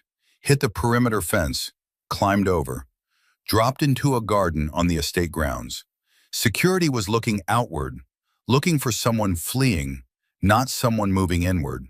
She worked her way through the garden, through shadows, past confused guests and panicking security. Nobody looked at her twice. She was small, injured, covered in dirt, just another casualty of the attack. She reached the water on the opposite side of the property, found the cove where Stone had stashed a second boat. Emergency extraction, just in case. Was climbing into the boat when someone grabbed her from behind. She spun, Sig Sauer drawn, aimed at Timothy Blackwell, Secretary of Defense, the man responsible for everything, standing 3 feet away, unarmed, alone. Corporal Brennan, he said calmly, I wondered if it was you. Get down on the ground, hands behind your head. Or what? You'll shoot me? We both know you won't. You need me alive. For testimony. For evidence. He smiled. That's the problem with doing things the right way. It gives men like me leverage. Kira's finger tightened on the trigger. She could shoot him. Could end this right now. Nobody would know. Nobody would question it. But he was right. They needed him alive. Nora, she said into her radio, you got everything? Everything. Bank records, communications, kill orders, all of it. We don't need Timothy's testimony. We have written proof. Kira looked at Timothy Blackwell, saw understanding dawn on his face. You don't need me, he said slowly. No, we don't. You're going to kill me. No. Kira lowered her pistol slightly. I'm going to give you a choice. The same choice you gave Mac. You can come with me, stand trial, face justice, or you can run. Run? Why would I? Because if you run, that's admission of guilt. Your career is over. Your legacy is destroyed. Everything you built collapses. And if I come with you, then you get a lawyer, a trial. Maybe you walk on a technicality. Maybe you spend the rest of your life arguing you were just following orders. Either way, you face the consequences. Timothy considered.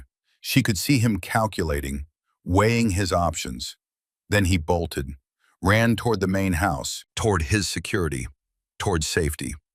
Kira didn't chase him, just got in the boat, started the motor, pulled away from the dock.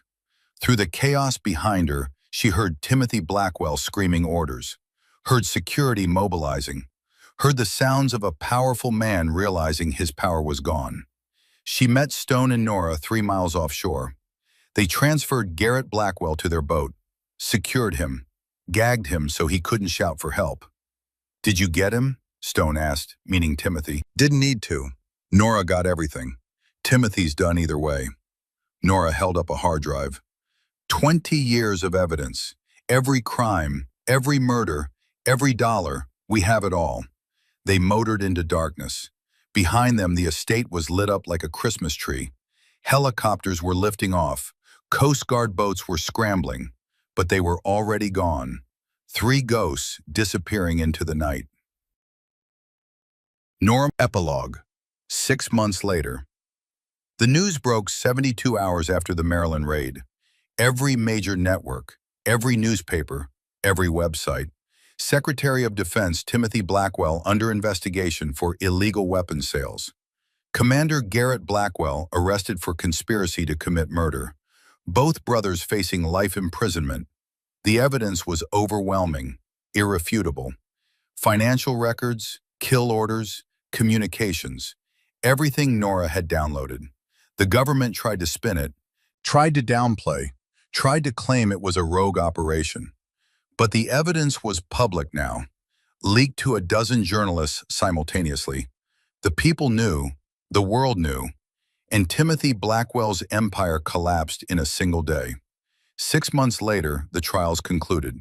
Timothy Blackwell, life imprisonment without parole. Garrett Blackwell, 20 years, possibility of parole in 12. Both brothers would die in prison. Kira watched the sentencing from a safe house in Montana. Different cabin, different mountain, same isolation. But this time, she wasn't hiding. She was healing. Stone walked into the room. No more cane. Walking normally now. The leg had healed well. "How you feeling?" he asked. "Like I just burned my entire life to the ground." "Yeah, that's about right." He sat down next to her. "Harrington called. Officially, we're wanted for illegal raid on government property. Unofficially, he's making sure we have new identities, new lives, a chance to disappear." "Do you trust him?" "He was your grandfather's best friend, and he's kept us alive this long. So yeah, I trust him." Kira thought about that, about trust, about loyalty, about the difference between the oath you swear and the reality you live. "What happens now?" she asked. "Now, we disappear, live quiet lives, try to pretend we're normal people." "Are we normal?" Stone laughed. "No, we're ghosts, Phantom. We'll always be ghosts, but at least we're ghosts who did the right thing." He stood up. "Oh, and one more thing.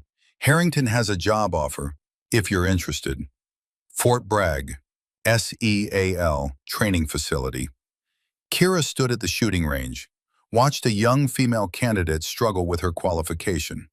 The woman was small, maybe 5'2", looked like she weighed 110 pounds soaking wet. She just missed her 5th shot, was starting to panic. Kira walked over. The candidate snapped to attention. "At ease. What's your name?" "Corporal Madison Vaughn, ma'am." "What's the problem, Vaughn?" "The problem is I can't shoot, ma'am. I'm not good enough. I don't belong here." Kira studied her, saw herself 5 years ago. Same doubts, same fears. "You know what I think the problem is?" Kira said. "No, ma'am." "The problem is you decided you can't shoot before you even pulled the trigger. You made a decision about your failure before you attempted success." She handed Vaughn a different rifle. Max M40A3, the one he'd trained with, the one he'd taught Kira on. "This rifle belonged to my mentor, Master Chief Colton Rutherford. He taught me something important. 10% is the shot. 90% is the decision you make before the shot." "I don't understand, ma'am." "You're focusing on the target. You should be focusing on the decision. Decide you're good enough. Decide you belong. Decide you'll make the shot. Then the shooting is just mechanics." Vaughn took the rifle, hefted it, Looked at the target 1,000 yards downrange. What if I miss? Then you miss. But you miss knowing you decided to be great. That's better than hitting while believing you're not. Vaughn took her position, breathed, aimed, squeezed. Bullseye. Dead center. The candidate's face lit up. Pure joy. I did it. You decided to do it, Kira corrected. The rest was just following through. Remember that. Every time you pick up a rifle, every time you face an impossible situation, decide first, act second.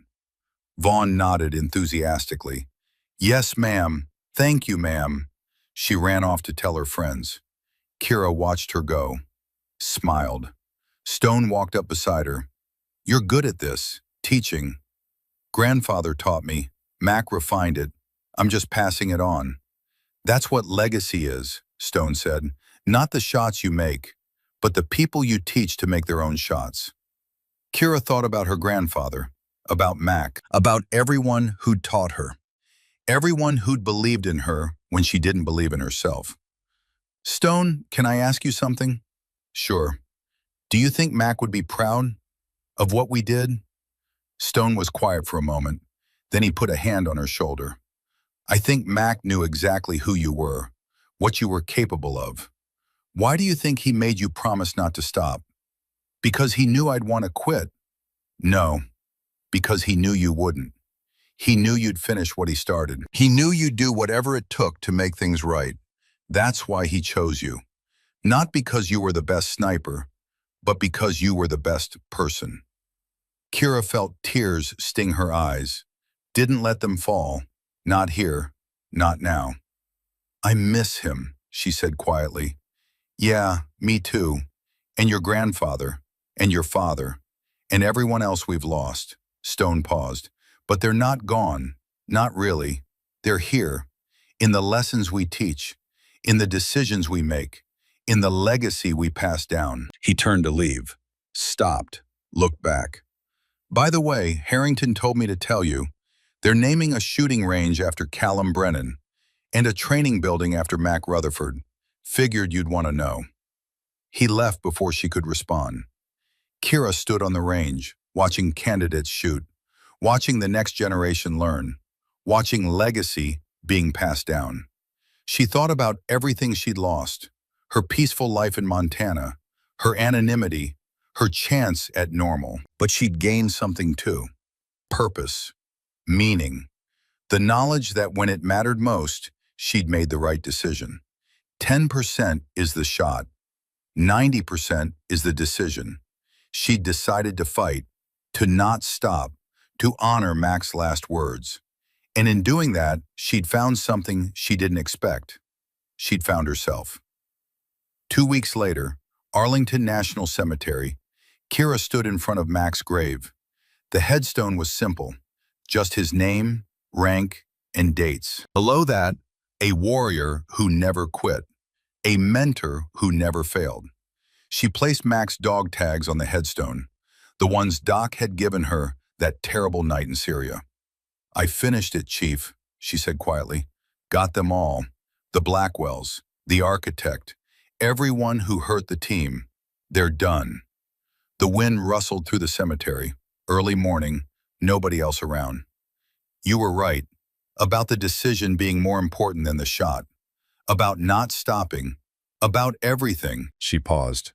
I'm teaching now, at Bragg, training the next generation, passing on what you taught me, what grandfather taught me. I think you'd approve. She stood there for a long time, just her and Mac's grave in the memory of everything they'd been through. Finally, she saluted, held it for a long moment, then lowered her hand. Rest easy, Chief. Mission accomplished. She walked through the cemetery, found her father's grave. Captain Dylan Brennan, Ranger, killed in Mogadishu. Hi, Dad. I know you can't hear me, but I wanted you to know. I became what you would have wanted, a warrior, a protector, someone who does the right thing even when it's hard. She placed her silver star on his grave. This is yours, really. Your sacrifice made me who I am. Thank you. Then to her grandfather's grave, Master Gunnery Sergeant Callum Brennan, the Reaper, 87 confirmed kills, a legend. Hey, abuelo, I know I'm talking to stone, but it helps. Makes me feel like you're still here. She sat down next to his grave, traced his name with her finger. I made the shots that mattered, just like you taught me. Not the easy shots, not the safe shots, the ones that needed to be made, the ones where the decision mattered more than the mechanics. She pulled out a photo, her, Mac, and her grandfather, the only picture of all three together, taken at her BUD/S graduation. I miss you, both of you. Miss the way you made me believe I could do impossible things. Miss the way you never doubted me, even when I doubted myself. She placed the photo on the grave, left it there. They're naming a shooting range after you. Figured you'd like that. Every SEAL who ever trains there will know your name, will know what you did, will try to live up to your standard. She stood up, brushed grass off her pants. I have to go. I've got candidates to train. Impossible people to teach impossible skills. You know, the family business. She saluted, held it, then lowered her hand, walked away without looking back. Behind her, the sun rose over Arlington, golden light streaming across endless rows of white stones. Heroes, warriors, people who decided to be something more than themselves. Kira Brennan walked among them, no longer hiding, no longer running, no longer afraid. She was a ghost, a phantom, a warrior in the shadows.